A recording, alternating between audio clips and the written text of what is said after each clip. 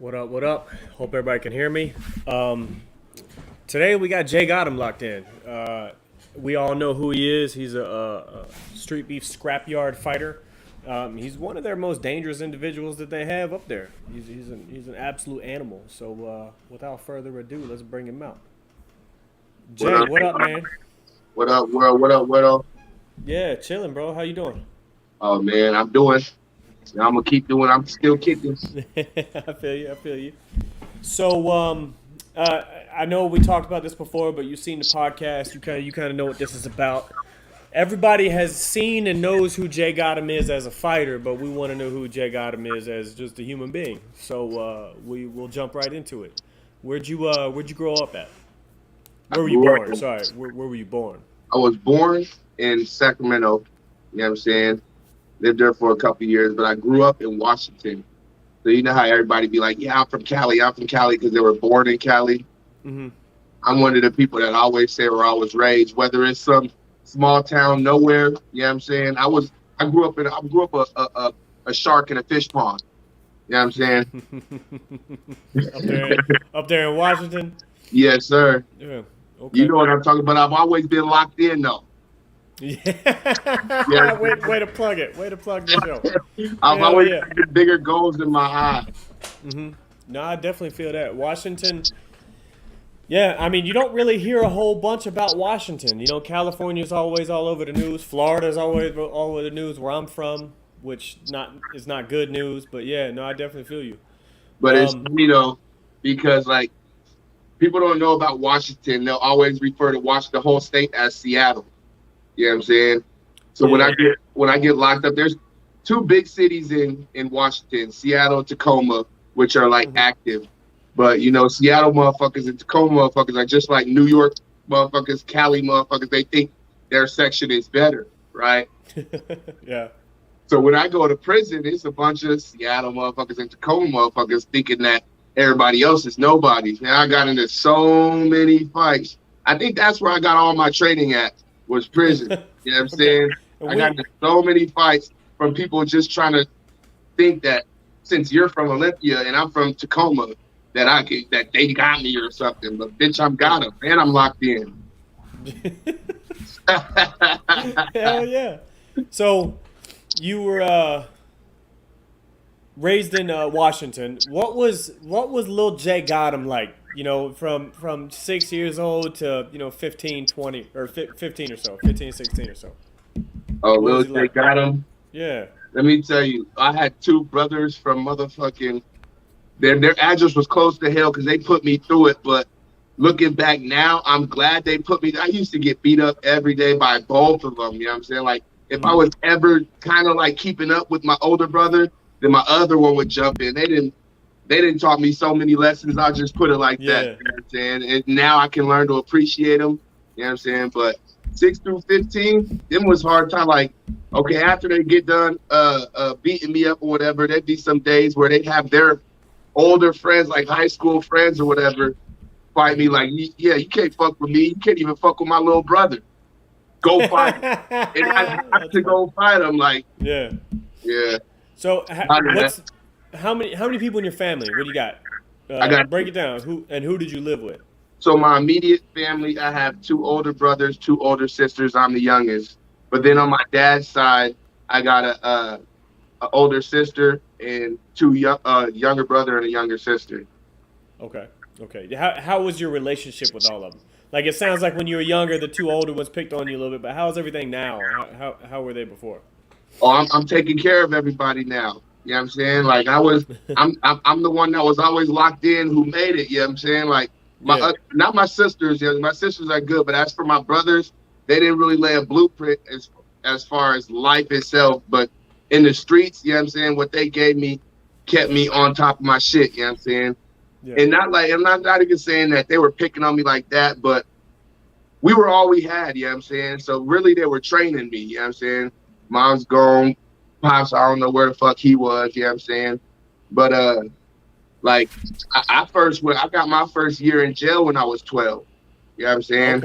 Okay. And I was gonna ask about that, and I figured that's why I asked up to 15. I assumed you started going to jail at 16 or so, but looks like we knocking it back a notch. So 12 years old. Bro, What?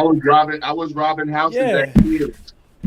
Robbing houses at 12 years old. Was it just you, or did you happen to be with a group of guys that was doing it? Oh, just me and my brothers.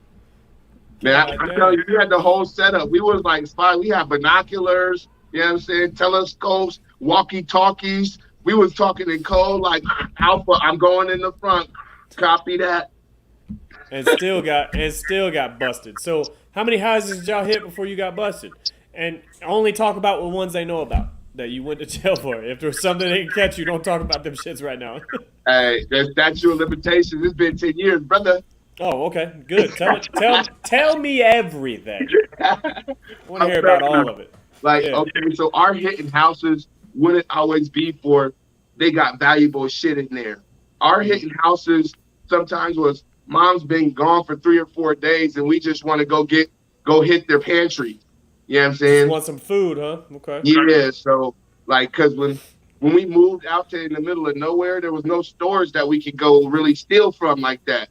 Yeah. Before we could just walk to Safeway, steal some shit, walk back to the house. Then we moved into the middle of nowhere and we could, you know what I'm saying, didn't have that opportunity. So But were your parents gone a lot? I was raised with just my mom, you know what I'm saying, and she worked. I'm not even gonna make her look bad or nothing like that, but understanding it now, she had a lot of responsibilities to keep up with, and just one of her until my stepdad came, and you know what I'm saying. I wouldn't say that she wasn't there. It just didn't feel like it. Got you. She's working a lot. She probably carried more than one job, I'm assuming. Right. Then her free Yeah. time was her free time, you know what I'm saying? But you gotta remember, you got 5 kids at the house. Oh, trust me, I have 5 kids. I know. I know exactly how that goes, bro. And I take every opportunity I can.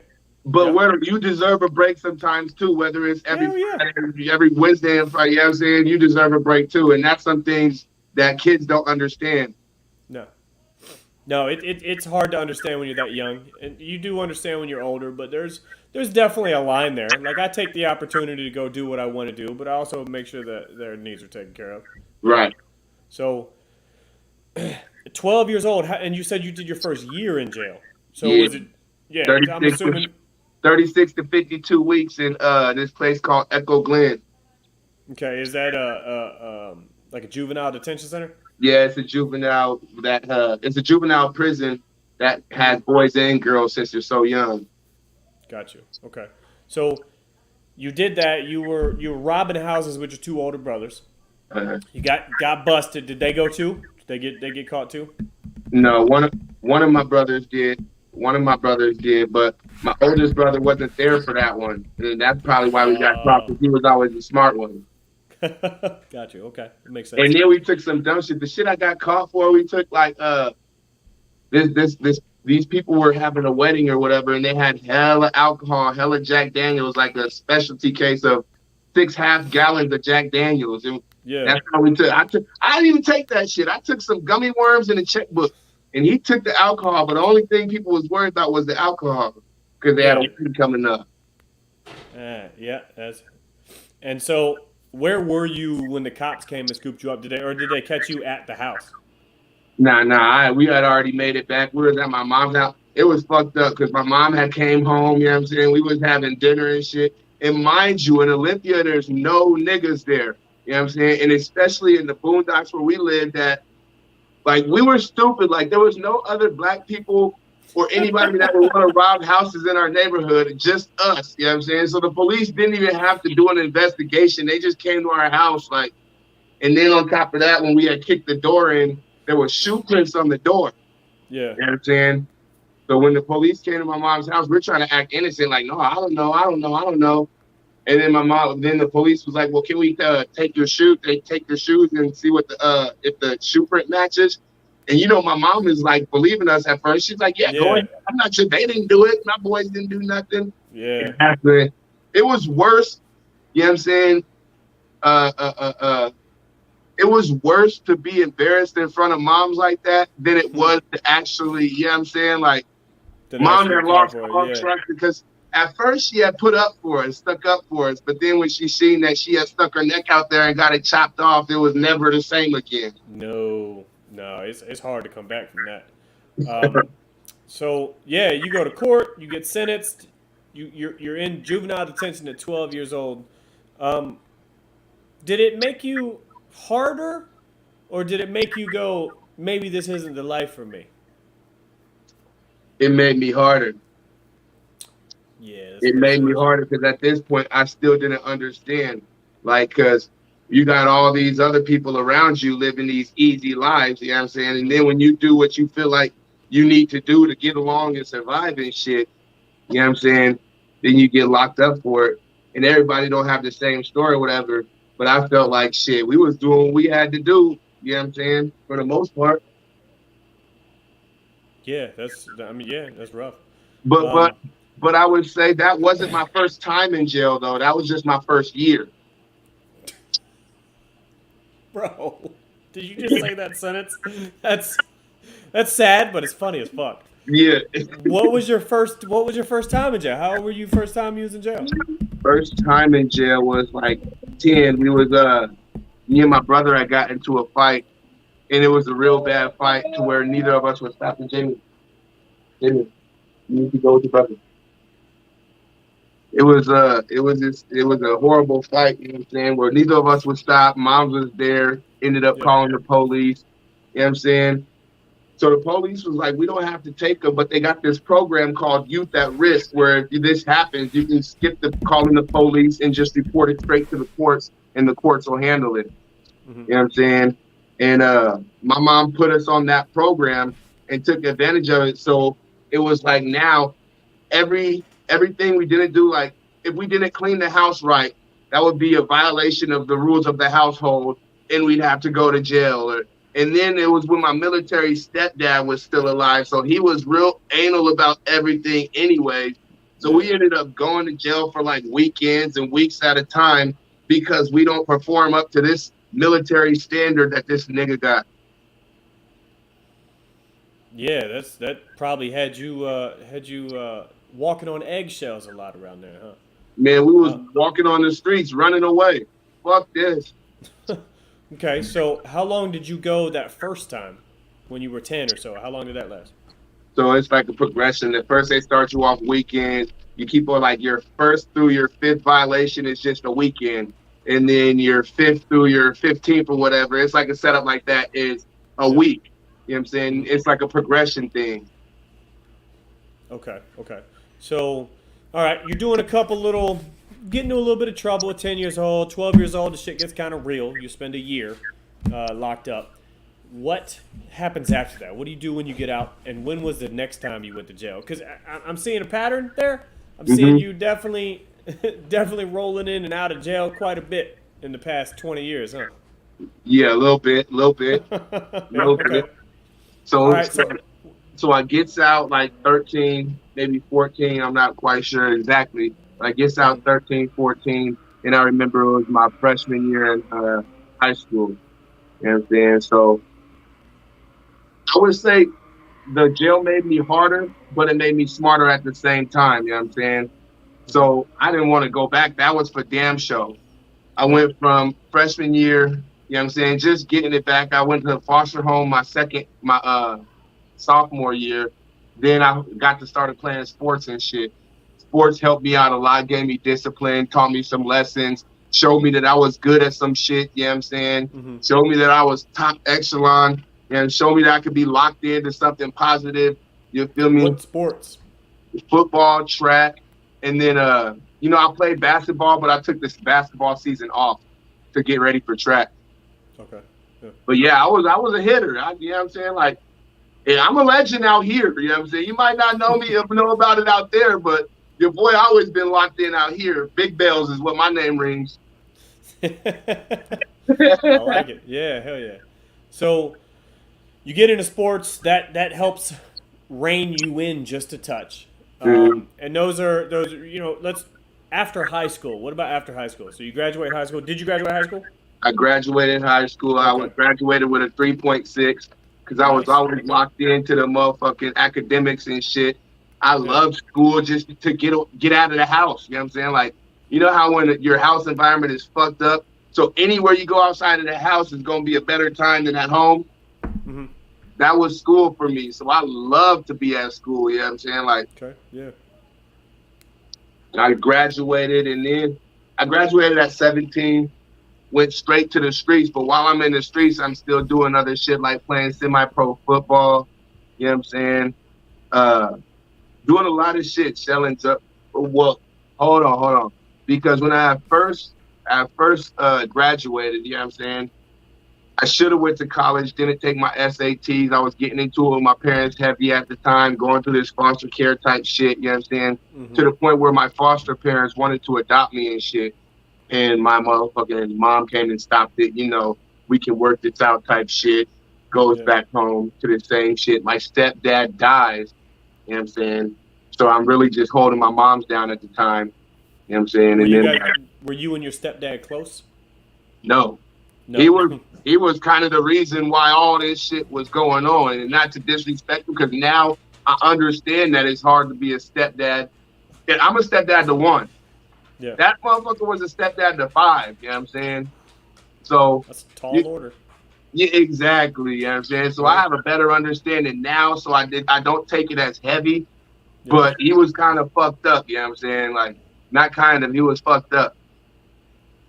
But he had passed away, and you know, I branched out on my own, hit the streets real tough because I had hit rock bottom. You feel me? Now, about what age was that? 18. 18. Okay, so you straight up living on the streets around that time? I was already on the streets. Yeah, like by that time, because mind you, when you run away, you know what I'm saying? I'm still going to school, but I'm just ran away. Yeah. School was just like, all right, I have somewhere to go. Yeah, that's impressive. That's impressive that you still graduated, even running away, living on the streets. It was very impressive. Shows a strong determination. Bro, so I was locked in. Yeah, I don't even know. I don't know if I have words for that. Like I've never. Most people who run away end up just not graduating. A lot. Yeah. So no, that's really cool though. So after high school, you're still homeless at the time. Like you graduate, are you homeless still? I was never really homeless because I had street family like that. You know what I'm saying? I had a hood mom. Gotcha. I had, you know what I'm saying? There was people that looked out to where they'll leave their window open and I can climb through their window at any time. Gotcha. They didn't put a bed by the window, so if I'm drunk and climbing through the window, I can have somewhere to land type shit. Yeah. You know what I'm saying? I've always had street family to where I'm not on the street. Yeah, okay. That makes a huge difference. So around what time did you actually start training in martial arts? Oh, prison. But let's get to prison. Okay. Yeah, that was my question. I didn't want to overshoot that, and I'm not sure where it happened at. So, after high school, what age were you when you first went to prison? Prison. I was 20. I was 20. Yeah. Okay.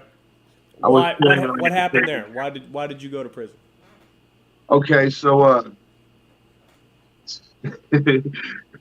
so I was always like, okay, from high school, I was struggling, you know what I'm saying?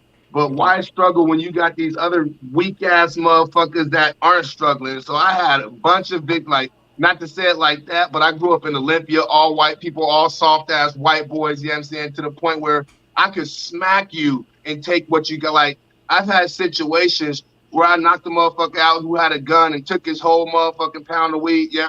Like, because he's just I see you as a victim. So when you don't got shit and you see all these victims around, I'm not saying I was right, but I'm just saying I was that shark in a small pond, you know what I'm saying? Like, I'm going to need that. And end up getting a bunch of robberies. But I would say the shit I got caught for, it was a good thing, you know what I'm saying? Because I could have got caught for some way worse shit, you feel me? When I got locked up for the big time, because I did county years, you know what I'm saying, for a robbery. I did county time, but then when I was 20, you know what I'm saying, I ended up, let me break down the whole story. I think I might have told this already. Viking warrior, right? Yeah. I'm with my bitch in Tacoma. He calls me at like 1:00 in the morning. Hey, I need a ride because the bitch don't want me driving her car drunk or whatever. You know what I'm saying? I'm like, man, call around, see if you can get a ride from somebody somewhere else. But if not, I got you. Hey, Ken, don't bring the car down to mommy. You're all right. So boom, Viking calls me like I need a ride. I'm like, call around. If you don't have a ride, I'll come get you. Mind you, Tacoma is like 30 minutes away from Seattle. You know what I'm saying? Or 30 minutes away from Olympia. So long story short, I goes back down to Olympia to go give him and his female and his girl a ride or whatever. And motherfucker, he has another dude with him and another female with him who's like a dyke bitch. You know what I'm saying? So they wasn't a couple or whatever. Mind you, my car is hot. I already have robberies and shit. My license is suspended, and the police know who I am. So I'm not. Did you say your car's hot? Yeah. So, My car's hot. The police know who's driving this car.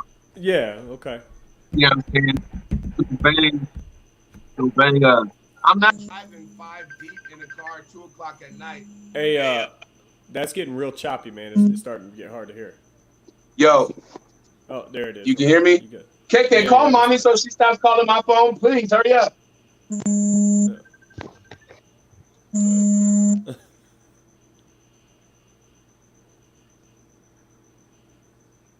I guess that's that for right now. Sam K, I'll ask him in just a second, bro. When he comes Hello? Hello? Yeah. Yep. I just had to take. She keep on calling my phone like it's an emergency. She just want me to come down and get some groceries. So, okay, so you did a couple stints in the county, 20 years old, you did some real prison time, and it was for robbery. And then you were telling a story about how you were going to pick up Viking Warrior. You get there, he's got a few people with him. You in a car that's no insurance, no license, all that shit. Proceed. Right. So me naturally, I know my dude can drive when he's drunk. It's not that big of a deal. But the bitch had just got a brand new car, so she didn't want to fuck up her shit. So I'm like, nah, I'm not driving. My shit is hot. I probably got warrants and shit. So Viking starts driving, and long story short, there was an argument in the back seat between this dude that he had brought with us and his girl. And his girl was like, man, this dude is doing too much. Ooh, ooh, he's trying to touch on me. Ooh, ooh. You know what I'm saying? And Viking and dude get to arguing. Mind you, this dude trains at this academy that's just well known for MMA and shit. It's called Brian Johnson's Academy. And that's all I'm hearing. Oh, I train at Brian Johnson's. I'm not scared of nobody. And I had to stop it because he's missing directions. 4 drunk people, you know what I'm saying, in a car. Yeah. They're trying to give directions back and forth. I'm like, wait, hold on. Who is this guy? I don't even know this motherfucker. You know what I'm saying? Why don't you just let him out? You know what I'm saying? Kick him the fuck out. I'll open it. Then he turns his aggression towards me, talking about, oh, you think whoa. Is that how you open bananas, bro? Did you just bite the top off them shits? Yeah. Look, I'm donkey. I go Donkey Kong with it, man. Yeah, he just bit the tip off that bit. But yeah, so he turns his aggression on me like I'm not scared of you. You think I'm scared just because you're big and black and da da da da da da da. You know what I'm saying? So we ended up getting out the car. Mind you, I'm taking him at face value. You train at Brian Johnson's Academy, all this, woo. But I'm not drunk though. You're drunk. You know what I'm saying? So we squared off, and I worked him, give him a 2-piece, and on his way down, I kicked him in the face, and he got the convulsion and spasming and shit. And you know, he owed me gas money. Like, that was the whole thing. They were supposed to give me gas money to come out there and go get them and shit. So naturally, motherfucker, you went in his pockets, didn't you? Yeah, you know what I'm saying? Took his little lunch money. Yeah. Ended up, bro, it was only $12 that he was supposed to give me 15 and only had 12. I feel disrespected. You know what I'm saying? And I got 6 years, 89 months, you know what I'm saying, for that. Damn.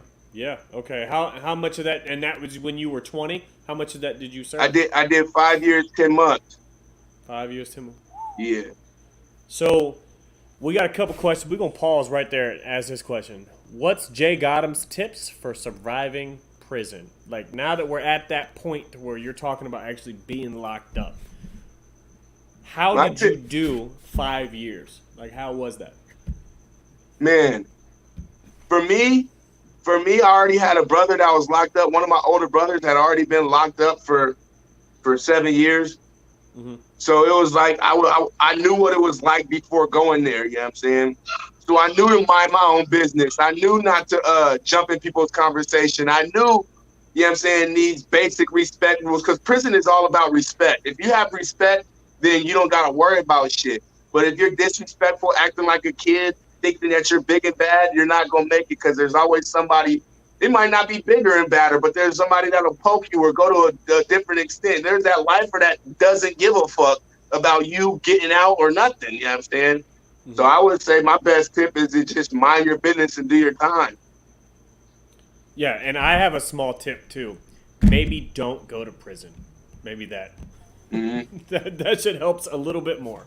Right. Just don't go. Yeah, don't kick somebody in the face. So, yeah, and in that 5 years, Samka asked a question too right here. When did you start rapping? Was J Gottem rapping as a kid? Yeah, I started. Yeah, hell yeah, I was rapping as a kid. You know what I'm saying? Mm-hmm. Hell yeah. I wasn't J Gottem back then. What was my name back then? Oh no. I think I was just JG. You know what I'm saying? Because I've always gone by my initials, you know what I'm saying, or J Gottem. I was J Gottem way before. Like, I was J Gottem at this point already when I was in prison. Yeah, okay. And did you start honing your writing abilities in prison? Because there's not a lot to do. I only did 9 months, but and it wasn't even a prison. It was a military brig, and it was absolutely fucking boring. Like, if you don't entertain yourself, it gets very boring. Like, I can't imagine doing 5 years. That's nuts. Hey, I'm not gonna lie. When I was in prison, when I got settled down into, you know, being okay with being with myself and being by myself, you start focusing on, okay, what can we do to make this better? You know what I'm saying? So you start enhancing your prison time with poker tables and shit. People that you know you can get along with. You start writing bitches out of nowhere and fishing for a bitch that could give a fuck about you. You know what I'm saying? You start, you know, there's people that exchange numbers with other people, and so you can smoke with anything you can do in prison, or anything you can do on the streets, you can do in prison. It's just gonna cost you a lot more in prison. You know what I'm saying? So once you figure out your hustle, like I ran a poker table. You know what I'm saying? And when I'm not playing, I'm still getting money from keeping score. You know what I'm saying? Because you're not allowed to have chips, so we keep the math on a paper. A lot of the times, people keeping the math, their math will be fucked up. Well, my math was never fucked up. You know what I'm saying? And I would hold the bag in my room. So I got these big ass Santa bags that'll be full of shit. And it's the pot, you know what I'm saying? So I would hold the pot in my room and keep the math, you know what I'm saying? And how do you open a banana, Wero? Just you bite the tip off. Put the tip put the tip in your mouth. Just the tip. And bite it off. There you go. That's cute. Look at it. Look at it. Hi. What's up, little man? Here you go. What do you say? Thank you. All right, go. So so you doing 5 years. Did you do anything to try to further your education? Because I know you said you graduated with a 3.6. Yeah. Did you do any college courses or anything at that time? So I got on I got in the college program, but I didn't stay in that facility long enough to actually be there. But I did take a small business management class and got certified in small business management. But it was just a certificate. It wasn't like nothing major. You know what I'm saying? But it just showed us how to write business plans and stuff like that. Mm-hmm. Okay. So, and how old are you right now? You're 30. 34. 34. Okay. So from 20 to what, 25, 26-ish, you're in prison? And that's your first, like, really big stint. Okay? Yeah. You get out of prison after doing 5 years. What happens then?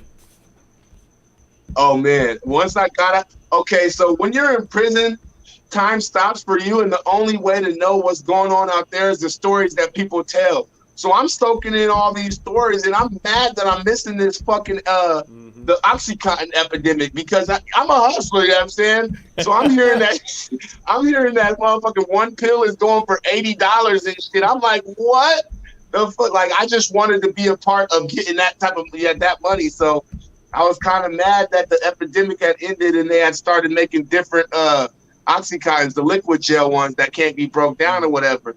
But then the Percocets hit after the OxyContin was gone. So I knew, like, I had a plan and like I wrote it down. I believe in manifestation, and if you read, say, and see things, that you'll be more likely to achieve that. You know what I'm saying? When you write it down, like it's an actual goal, not just think it. You got to manifest it, put it into something that can actually be seen, heard, something.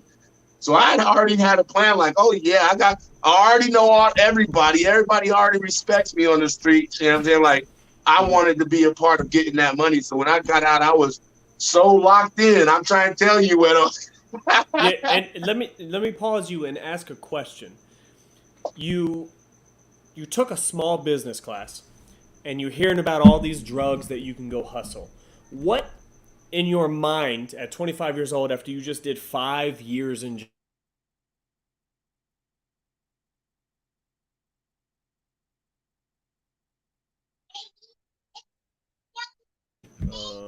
did that just click off? Did you hear what I said? You faded out for a second. Yeah, it did. And I'm having a hard time hearing you too. All right. How about now? That's a little better. That's better. Okay, so let me just 619 this microphone right now. So yeah, you get out of jail. You're 25, 26 years old, and you have two options. You can go this direction and sell drugs, and you can go this direction of that, continuing education, the business program. You have a certificate. You can do something with it. What made you choose the direction of the drugs, knowing that you could go back to jail? What makes you choose that? Okay, so in Olympia, it's a lot of white people, right? And I'm not saying that to say that that anything bad about white people, but it's just you get less opportunity as a black person as far as jobs. And I tried to get jobs so many times, you know what I'm saying, to where it felt like I just kept on getting turned down. And I'm like, man, fuck that shit. You know what I'm saying? And then I didn't go one way or the other as far as business or drugs. I took a business blueprint and applied it in the drug field. You know what I'm saying? So less than a year after I got out, I was already moved to Vegas, and I was already the plug, and I was already plugging 2-3 cities. Like less than 6 months, I was living in a 12-bedroom mansion with this dude who was feeding the whole town. That wasn't my town, but I'd come back. I'm come back every day and drop off 200 pills, you know what I'm saying, to my roommate who lived on the upstairs. You know what I'm saying? Okay. I mean, and honestly, that does make sense. Like when you are trying to get a job somewhere and it's just not having it, not to mention that job's what, $12, $15 an hour, and then you could be over here living in a mansion making, $10,000 a week or a month or whatever it was. Like, I totally get it. Yeah. I mean, it makes sense. And then too, at the time, like I was serving on the street. Don't get me wrong, I was jugging and I was on the block and everything, but my vision was always to not have to do that. You know what I'm saying? My vision was always to only deal with 4 or 5 people. You know what I'm saying? And be able to get by off that. Yeah. So, and you said you moved to Vegas at the time. Yeah, less than a year after I got out, I was the plug. I was plugging motherfuckers that was plugging me when I first got out. Okay.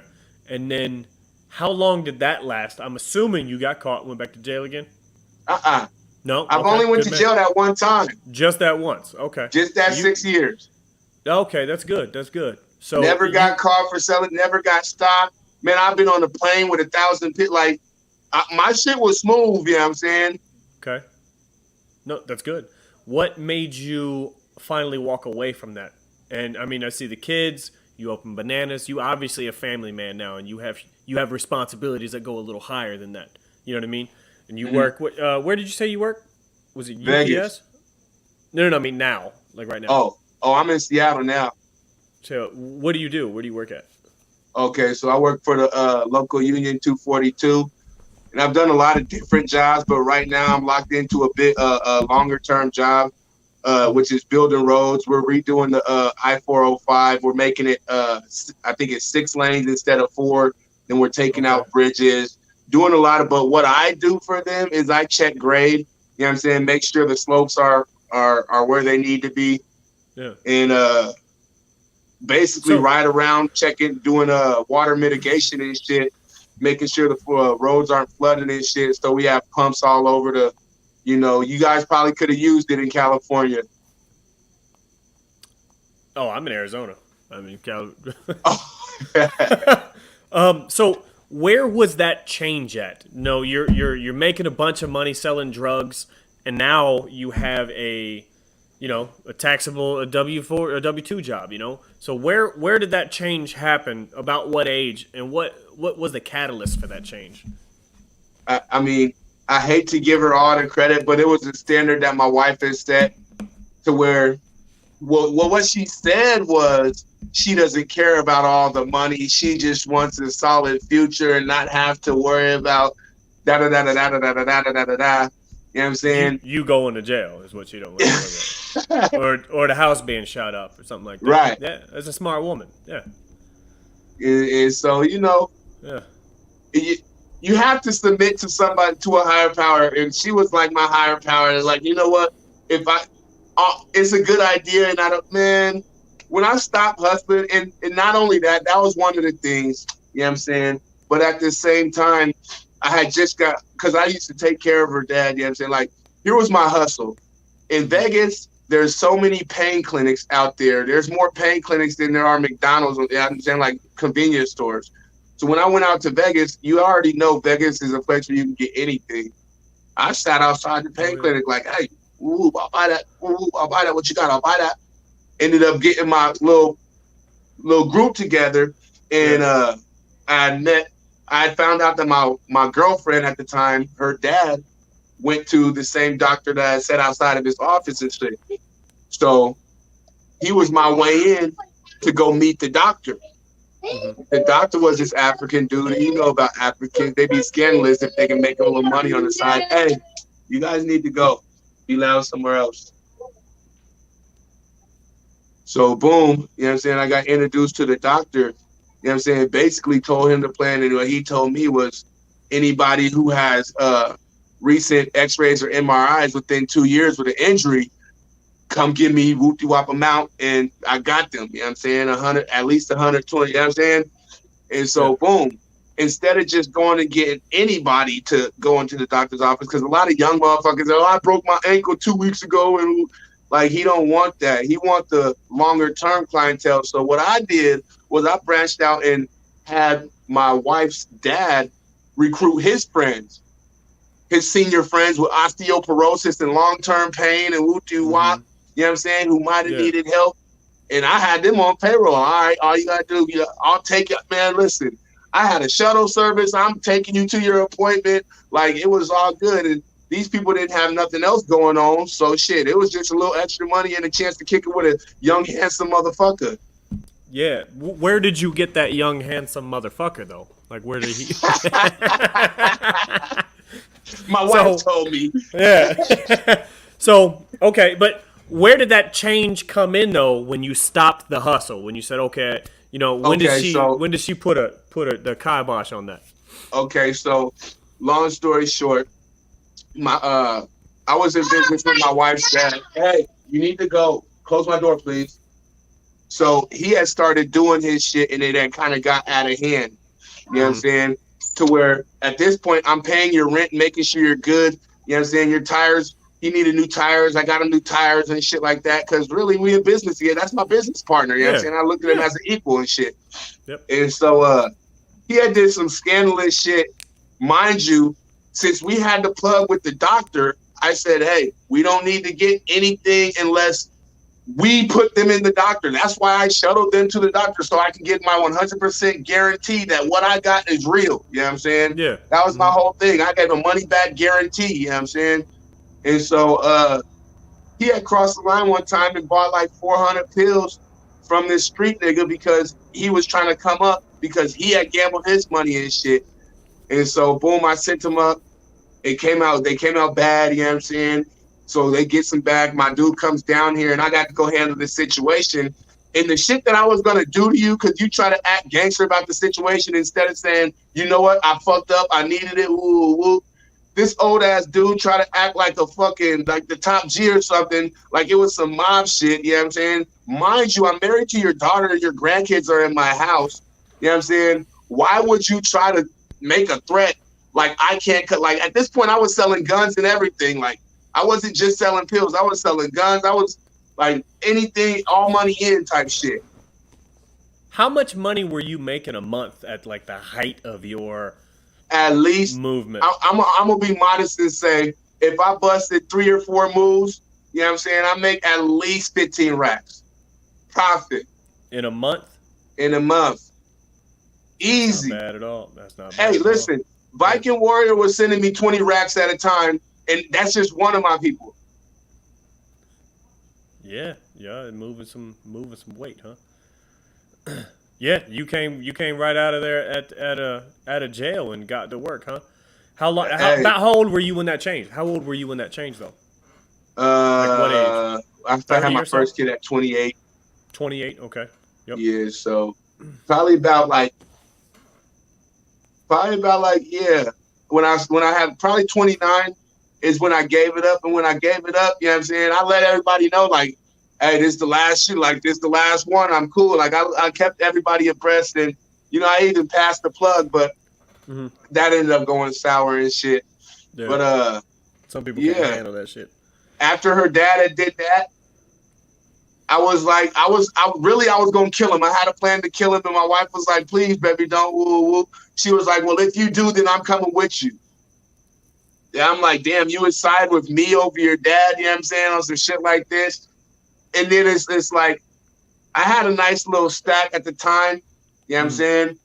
But the stack that I had wouldn't even have been enough to fight a case like that. You feel me? If I get caught. I was about to burn his bitch ass house on fire. He's an old ass man on the 3rd floor. All I got to do is light a fire outside of his door. You got nowhere to go.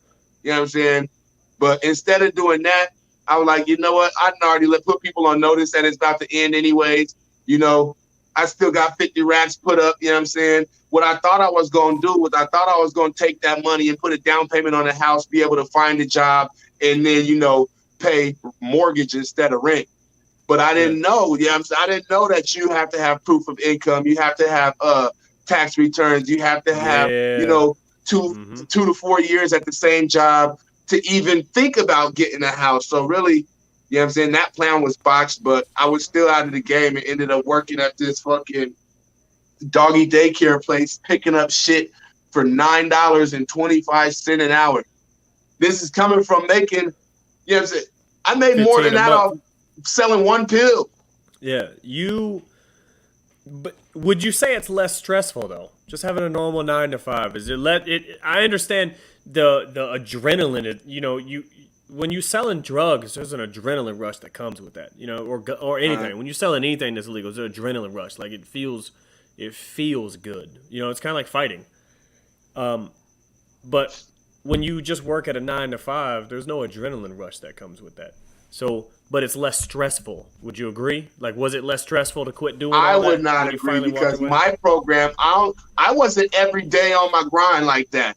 I would make 3 or 4 moves a month. Mind you, remember, I'm the plug, so I'm sending 300, and my cut is I get 5,400 for that 300 that I sent you. So I'm good off that one move.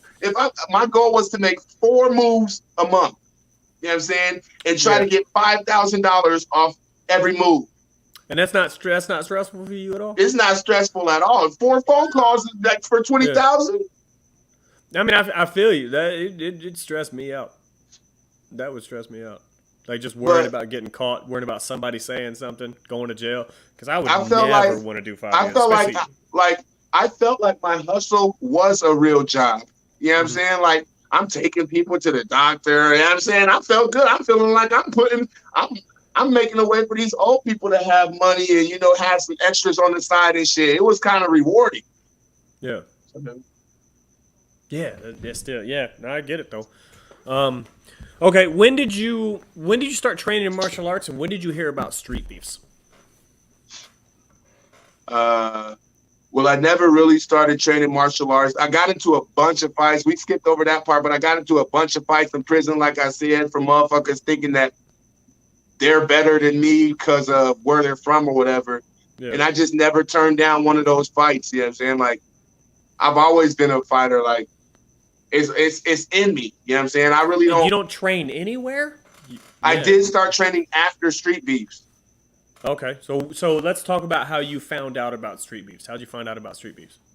Found out about street beefs because I was mad as shit, and Viking Wero was like, "Hey, maybe you should go get a fight." I'm like, "Man, where the fuck is the fight at?" He was like, "Right," and it was like 2 days before the actual event, and I'm like, "Yeah, sign me up. I'm coming." Ooh. And that was real because I needed to let off some steam. That's basically how I got started off in street beefs. So he was already there? Huh? Viking Warrior was already a part of street beefs at the time? No, he just knew about it because he was doing his professional fight thing. And, you know, he couldn't fight there because he was trying to pursue his professional shit in boxing. But he was like, well, shit, if you want to just go fight, then why don't you go here? Yeah. Okay. Walk us through that whole process, your first fight, meeting Fire Chicken and everything. How'd that go down? Oh man, my first fight was still when they had the rinky dink ring, the little noodle ring or whatever. Yeah, the noodle one around there. Yeah. Okay. Yeah. How long ago? What year was that? 2 years ago? I think 2 years, 3 years ago. Okay. Yeah, about 3 years ago. Yeah. All right. So when I got there, it was still COVID, so they were going on COVID guidelines to where you couldn't really have a crowd. But I did see a lot of people, like, you know, training and stuff. And I'm looking at everybody like, I've been in the yard. I've been in the yard with killers, you know what I'm saying? Like, I'll be all right. Like, when I was locked up, I got into a riot. It was fucking 14 Mexicans versus 3 of us, you know what I'm saying? And none of us hit the ground, you know what I'm saying? Yeah. So when I go to fight Castro, no, shout out to Castro, but he's a Mexican, looked like one of the Mexicans that I beat the shit out of in prison. Like, you know, it's no different. Like, I live vicariously where I can't get nervous about a situation that I've been in, but because I've been in worse situations. Yeah. You know what I'm saying? Just like when I'm about to fight, I'm nonchalant because at the end of the day in street beefs, you can quit. You're not going to die. You know what I'm saying? Like, so there's no real reason to be nervous about it. True. Some of us can't help it though. I'm nervous before every fight all the time. I mean, adrenaline and nervous is 2 different things. You know what I'm saying? Like, having adrenaline and having those, like, you know, I'm ready type shit, that's a different thing. Nervous, I'm like, well, what if I get knocked out? Or what if he does, like, you ever see those fighters, for example, when Fair Play came up here and fought High Speed said before the fight, hey, man, if you knock me out, then make sure you help me up. I'm not thinking like that. You know what I'm saying? That's nervous. Yeah. I'm never thinking I'm about to get knocked out. Yeah. Understandable. I personally do. Like, I always fear getting knocked out. Because I don't want that fucking stiff arm drool falling on my I don't want to fucking see that shit. Like, if that does happen, I'm not watching it. So, but in able to fear being knocked out, you have to believe that somebody has the ability to do that to you. True. Yeah, I'll concede to that point for sure. So, yeah, you hear about street beefs, you do your first fight, you find out you like it, and you continue pursuing that. How many fights did you end up doing with street beefs? I think I'm at 16 fights, 16. And I think I went 13-3. Okay. And mostly MMA, mostly boxing, half and half? Mostly MMA. I took a couple boxing fights. I don't think I've done kickboxing yet. I think I want to either try kickboxing or just stick it. I don't like boxing, man. Like, Yeah. I'll do it just to train it, but I don't. Mm-hmm. It's a limiting sport. It is. Oh yeah, it very much is. It's fun though. I prefer it because I don't like kicking anymore. My legs and hips and all Right. that shit hurt. Yeah. So Widow, you was a kickboxer, bro. I used remember to when be, you man. came out here. I used to be, man. I am not a kickboxer anymore. I'm a guy who used to kickbox. Yeah. So okay, yeah. You're popping off with street beefs. Walk me through when you realized that you were about to fight for a title. Like, walk us through. When I realized what? You're about to fight for a title. Like, Oh. because you had the was it 205 205-pound MMA belt? Yeah, but I didn't even get the title until like 10 fights in when I was fighting to nobody. You know what I'm saying? I had never been crowned like that. I went 4-0, then I fought Preacher's Son. Then that's when I actually started training because I seen I don't got the wrestling technicalities that I wasn't, I didn't even have a fundamental basis of how to do things, you know what I'm saying? Yeah. So I did go train wrestling, you know what I'm saying? And then it just became addictive because it was something constructive to do with my time. Plus I had a little following. We were doing constructive things. We had a backpack drive. I got sponsored by the clothing brand, been in the magazine. Nice. It was just, a lot of things happening at the same time. We had momentum and stuff. Mm-hmm. And it was addicting for a second, you know what I'm saying? Oh yeah, I do understand. What's next? Like, as far as your street beefs career, what's next in your street beefs career? Next, I'm stepping. Matter of fact, I'm stepping out to the Scrapyard this Saturday just to blow some steam. It's been hard to get a fight, but I actually signed up this time, so I might have a fight on Saturday. Okay. Any idea? I don't really go. Fighting has never been my dream. It's always just been something that I was okay or good at. You know what I'm saying? So, like, when I started in street beefs, I never had a plan to become a boxer or become a professional MMA. It was just something that, like, it's the equivalent to me as going and playing tackle football on a Saturday. Yeah. You know what I'm saying? Hobby. It's something you do for fun. Yeah. I get that. Yeah. So, are you going to just continue it as a hobby? Are you going to go try to retain a belt? Do you have anybody specific you want to fight? Like, kind of what's next in that area? Nah. I mean, I really don't. Just fighting when you can. I'm really taking it at entertainment value. Like, Okay. I would love to stay in there and entertain. You know what I'm saying, and be a part of it. You know what I'm saying, and who knows? Maybe if somebody challenges me, then I'll be like, man, what fuck you talking? We can fight right now and end up with a fight or something. But I don't really have plans to, call people out and, I want Venom Black or I want this person. Yeah. I'm fans of everybody. I'm fans of Wero. I'm fans of 619. I'm fans of Venom Black. Like, I don't look at these guys and be like, I wonder if I could whoop him. Like, I don't do that. It's just, he's nice. You know what I'm saying? Like, okay. No, that's legit. Yeah, it's more of a hobby. It's something you enjoy doing from time to time. I get that. Right. Yeah. And I feel like it's good for mental health too, because it's when you get that supreme focus, like at any moment, if you lose focus, you can get clipped. You know what I'm saying? I like being in those situations, like where your whole mind, body, and spirit is focused on one goal.